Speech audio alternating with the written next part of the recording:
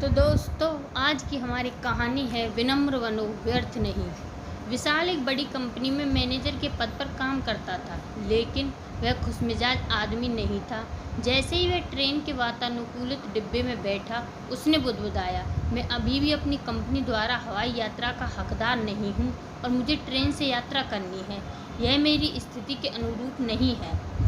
इस यात्रा से लौटने के बाद मैं इसके बारे में मेरे बॉस से बात करूँ।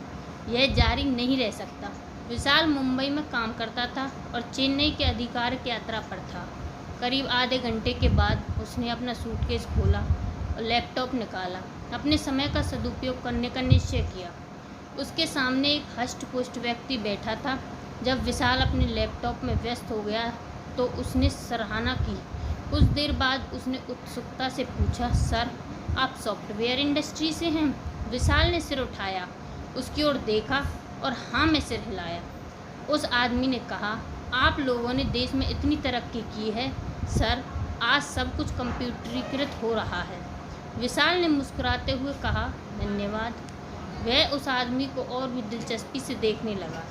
जब लोग उनकी सराहना करते थे तो उन्हें अच्छा लगता था। वास्तव में जब कोई उसकी प्रशंसा करता था तो उसे अपनी खुशी छुपाना हमेशा मुश्किल लगता था। कुछ देर बाद उस आदमी ने फिर कहा, आपका काम जटिल है, कंप्यूटर को अलग अलग काम करने के लिए निर्देशित करना। इसमें कोई आश्चर्य नहीं है कि आप लोगों को अत्यधिक भुगतान किया जाता है। आप सही हैं सर, आपके विपरीत बहुत से लोग इस बात से अवगत नहीं हैं कि हमें कितनी मेहनत करनी पड़ती है। वे सिर्फ पैसा देखते हैं। यह सच है कि हम वातानुकूलित कमरे में बैठते हैं, लेकिन इसका मतलब यह नहीं कि हमारी बाहों से पसीना नहीं आता। बहुत कुछ उन मज़दूरों की तरह जो अपनी मांसपेशियों का व्यायाम करते हैं, हम अपने दिमाग का व्यायाम करते हैं। और मेरा विश्वास करो, यह कम थका देने वाला नहीं है। मुझे आशा है कि आप जानते हैं कि आग की रेखा में होना क्या है। विशाल ने गर्व से कहा, मैं निश्चित रूप से करता हूँ सर, मैं निश्चित रूप से करता हूँ। मैं पूरी तरह से जानता हूँ कि आग की लाइन में होना क्या होता है। उस व्यक्ति ने शांत निश्चितता के साथ कहा, जिसने विशाल को आश्चर्यचकित कर दिया। उस आदमी ने जारी रखा, हम में से 30 लोगों ने रात के कवर में पीक 4875 पर कब्जा करने का आदेश दिया है। दुश्मन ऊपर से फायरिंग कर रहा था। हमें नहीं पता था कि अगली गोली कहाँ से और किसके लिए आने वाली है। सुबह जब हमने अंत में सबसे ऊपर तिरंगा फहराया तो हम में से केवल 4 ही जीवित थे, तुम एक। इससे पहले कि विशाल अपनी बात पूरी कर पाता, उस आदमी ने कहा, हाँ, तुम सही कह रहे हो। परिवार सूबेदार सुशांत, फौजी। मैं 13 जम्मू कश्मीर राइफल्स से हूँ। मैं कारगिल युद्ध के दौरान कारग में पीक 4875 पर ड्यूटी पर था। ऐसा हुआ कि उस कब्जे के भोर में मेरा एक साथी बर्फ में घायल हो गया। दुश्मन की आग के लिए खुला, जबकि हम एक बंकर के पीछे छिपे हुए थे। यह मेरा काम था कि मैं जाऊं और घायल साथी को सुरक्षित निकालूं।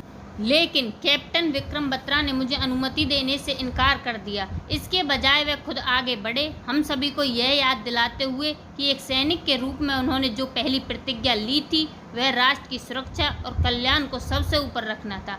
इसके बाद उनके द्वारा निर्देशित पुरुषों की सुरक्षा और कल्याण करना था। उनकी व्यक्तिगत सुरक्षा हमेशा हमेशा और हर बार आई। उस सैनिक को बंकर में ले जाते समय उनकी सुरक्षा करते हुए कैप्टन बत्रा शहीद हो गए। उन्हें मरणोपरांत देश के सर्वोच्च सैन्य पुरस्कार परमवीर चक्र से सम्मानित किया गया था। कई दिनों में मैं दिवंगत कप्तान को उन सभी गोलियों को लेते हुए देखता हूँ जो वास्तव में मेरे लिए थी। इसलिए मैं सर को जानता हूँ। मुझे पता है कि आग की लाइन में होना क्या होता है। विशाल ने उसकी ओर देखा। इस बार उसकी आंखों में बहुत सम्मान था। उसने अचानक लैपटॉप बंद कर दिया, क्योंकि एक सैनिक की उपस्थिति में एक वर्ड दस्तावेज को संपादित करना तुच्छ लग रहा था, जिसके लिए वीरता और कर्तव्य दैनिक जीवन का एक हिस्सा थे। इस बीच स्टेशन पर आते ही ट्रेन की गति धीमी हो गई। सूबेदार सुशांत ने उतरने के लिए अपना सामान उठाया। उन्होंने विशाल को देखकर मुस्कुराया और हाथ मिलाने के लिए अपना हाथ आगे बढ़ाया। विशाल ने जैसे ही अपना हाथ हिलाया, उसने महसूस किया यह वही हाथ है जो पहाड़ों पर चढ़कर ट्रिगर दबाकर तिरंगा फहराया था। अचानक मानो आवेग में वह ध्यान में खड़ा हो गया। उसका दाहिना हाथ उसके माथे पर एक तत्काल सलामी में चला गया। एक सैनिक और अपने देश के लिए वह कम से कम इतना तो कर ही सकते थे। तो दोस्तों, अधिक सफल और प्रमुख लोग आमतौर पर सबसे अधिक विनम्र होते हैं, इसलिए हमें हमेशा ही विनम्र रहना चाहिए। तो आपको यह कहानी कैसी लगी हमें कमेंट में ज़रूर बताएं। अच्छी लगी हो तो चैनल को सब्सक्राइब करें। Thank you.